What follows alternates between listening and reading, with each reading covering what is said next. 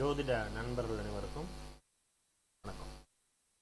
இன்னைக்கு நம்ம பார்க்க போகிற வீடியோ டாபிக் பார்த்தீங்கன்னா, ஒரு மருத்துவர் ஆகணும்னா என்னென்னலாம் கிரக சேர்க்கை இருக்கணும்ங்கிறத பார்க்கலாம். இன்னைக்கு நம்ம பார்க்கக்கூடிய ஒரு ஜாதகர் மருத்துவர் தான். அதே நேரத்தில் எந்தெந்த அஸ்பெக்டில் பார்க்குறது, மருத்துவர் ஆகணும்னா இந்தந்த விதிகள் இருக்கணும். ஜென்ரலாக சொல்கிறது அலோபதி மருத்துவம் அப்படின்னா செவ்வாயினுடைய பலம் குறைய குறைய குறைய அலோபதியிலிருந்து ஆயுர்வேதிக் ரிலேட்டடாக போகும். ஏன் அப்போ செவ்வாய் மருத்துவத்திற்கான கிரகம், ரைட். ஆதிபத்தியம் என்ன வீடு அப்படின்னு பார்க்கணும். எல்லாத்துக்கும் ரெண்டு ஆதிபத்தியம் இருக்குல்ல, சரி, இரண்டு பலன்கள் எடுக்கணும் இல்லை. காரகம் ஒன்று, ஆதிபத்தியம் ஒன்று. திருமணம்னா சுக்கிரன் காரக கிரகம், ஆதிபத்தியம் 7வது ஆதிபத்தியம். குழந்தை அப்படின்னா 5வது வீட்டின் அதிபதி, 5வது பாவகம் குழந்தைக்கான ஆதிபத்தியம், காரக கிரகம் குரு. அப்போ இப்படி இரண்டு பலன்கள் ரெண்டுமே இருக்கணும், காரகமும் இருக்கணும் ஆதிபத்தியமும். அப்படி பார்க்கும் பொழுது ஒருவர் மருத்துவர் ஆவதற்கு செவ்வாய் மட்டும் காரணம் கிடையாது, சரியா? இப்போ செவ்வாயும் ஒரு காரணமே தவிர செவ்வாய் மட்டும் காரணம் கிடையாது. இப்போ வேற என்ன சார் அப்படின்னா, 6வது பாவகம் மருந்து, நோயாளி, நோய், ஹாஸ்பிட்டல் சொல்லுவோம். ஸோ அப்போ 6வது பாவக அதிபதி யாராக இருந்தாலும் சரி, 6வது பாவக அதிபதி யாராக இருந்தாலும் அந்த பாவகம் சுபத்துவமாகி அந்த பாவகாதிபதி பலமாக இருந்தால் அவர் மருத்துவத்துறைக்கு போகலாம் அப்படின்னு சொல்லலாம், சரிங்களா? ரைட். இப்போ 6வது பாவகம் பலமாக இருந்து 6வது பாவகாதிபதி பலமாக இருந்து செவ்வாய் பலவீனமாக போயிட்டார் அப்படின்னா, செவ்வாய் பலவீனம் எத்தனை பர்சன்டேஜஸ்ங்கிறத பொறுத்து அலோபதி கிடையாமல் அடுத்தது பிடிஎஸ் போவாங்க, பிவிஎஸ் போவாங்க, அப்படி போவாங்க. செவ்வாயும் பலமாக போயிடுச்சு, ஆனால் செவ்வாயினுடைய தொடர்பை வரலன்னா கன்ஃபார்ம் 6ஆம் பாவகாதிபதி தொடர்பு வந்துச்சுன்னா மருத்துவர் சொல்ல முடியும். அது மாதிரியான ஒரு ஜாதகம் தான். ஸோ ஜென்ரலாக மருத்துவர் அப்படின்னு போகணும்னா, ஒரு டாக்டர் ஆகணும்னா செவ்வாய் மட்டும் காரக விதி மட்டும் கிடையாது. செவ்வாய் மட்டும் அந்த மருத்துவரை உருவாக்குவதற்கு காரக கிரகம், அது மட்டும் கிடையாது. ஆதிபத்திய வீடும் இருக்குது, அதன் அதிபதியும் மருத்துவரை உருவாக்கும். அதை கண்டினியூ பண்ணும். அதற்கான உதாரண ஜாதகம் தான் பார்க்க போகிறோம், பாருங்கள். இப்போ இந்த ஜாதகத்தில் ரிஷப லக்னம் கன்னி ராசி, மீன ராசி, நட்சத்திரம் ரேவதி 1ஆம் பாதம். இப்போ நடந்துட்டு இருக்கிறது கேது தசை முடிஞ்சு சுக்கிர தசை ரன் ஆகிட்டு இருக்கு. இப்போ இவருக்கு கேது தசையில் தான் இவர் கோர்ஸை சூஸ் பண்ணியிருக்கார், மருத்துவத்துக்கு போகிறார். எப்போ போயிருக்காருன்னா, கேது தசையில் குருவோட புத்தி 2016 இவர் கோர்ஸை சூஸ் பண்ணியிருக்காரு. நீட் எக்ஸாம்ஸ் எழுதி காலேஜுக்கு போயிருக்கணும். அப்போ கேது தசை குரு புத்தி. இப்போ கேது சனியோட வீட்டில் அமர்ந்து நிற்கிது.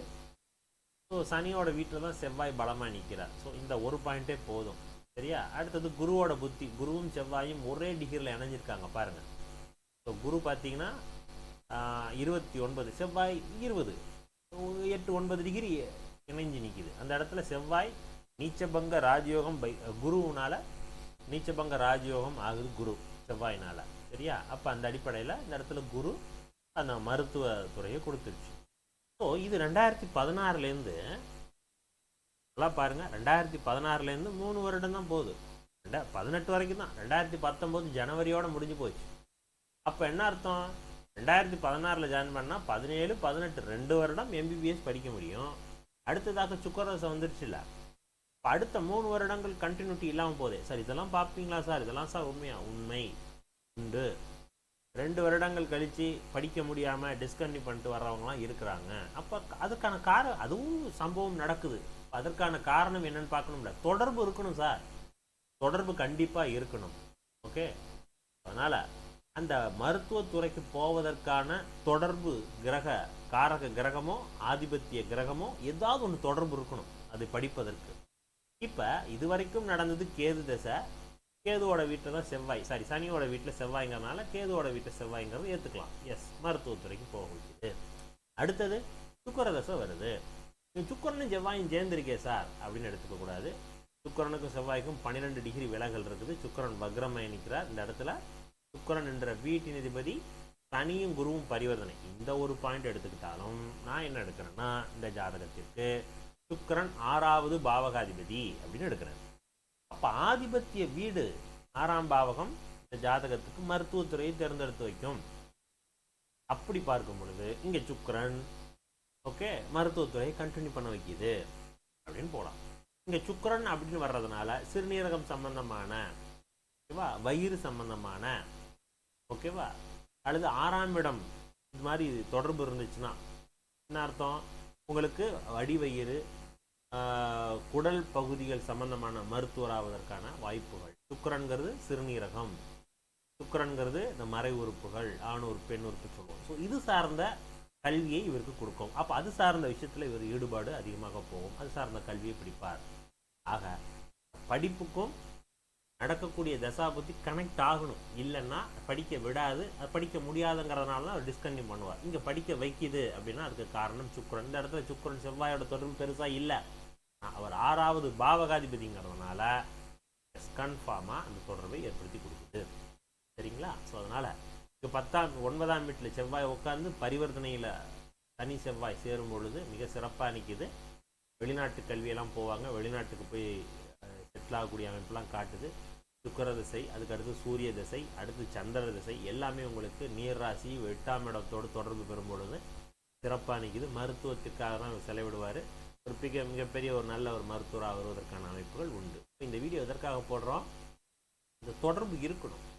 மருத்துவர் ஆவதற்கு செவ்வாய் மட்டும் காரக கிரகம் கிடையாது, ஆதிபத்திய வீடும் இருக்குது. 6வது பாவகம், 6வது பாவம் தான் மருந்து, ஹாஸ்பிட்டல், விபத்து ஆயிடுச்சுன்னா என்ன அர்த்தம், ஹாஸ்பிட்டலுக்கு எடுத்துகிட்டு போவோம். அப்போ ஹாஸ்பிட்டலுடைய தொடர்பு எந்த பாவகத்தோடு வருதோ அது சார்ந்த கிரகம் சுபத்துவமாகி, அதிக சுபத்துவமாகி தொடர்பு இருந்துச்சுன்னா இன்றைய காலகட்டம் நீங்கள் மருத்துவர் கல்விக்கு படிக்கலாம் அப்படின்னு சொல்லலாம். ஸோ அந்த அடிப்படையில் இந்த ஜாதகத்தில் சுக்கிர திசை 6வது பாவகாதிபதிங்கிறதுனால கன்ஃபார்மாக மருத்துவர் அப்படின்னு சொல்ல முடியும். மிகச்சிறந்த மருத்துவராகவும் வருவார் அப்படின்னு சொல்ல முடியும். ரைட், இந்த வீடியோ கண்டிப்பாக பிடிச்சிருக்குன்னு நினைக்கிறேன். பிடிச்சிருந்துச்சுன்னா நம்ம சேனலை சப்ஸ்கிரைப் பண்ணிட்டு ஃபாலோ பண்ணிங்க. அடுத்த வீடியோவில் சந்திக்கலாம். நன்றி.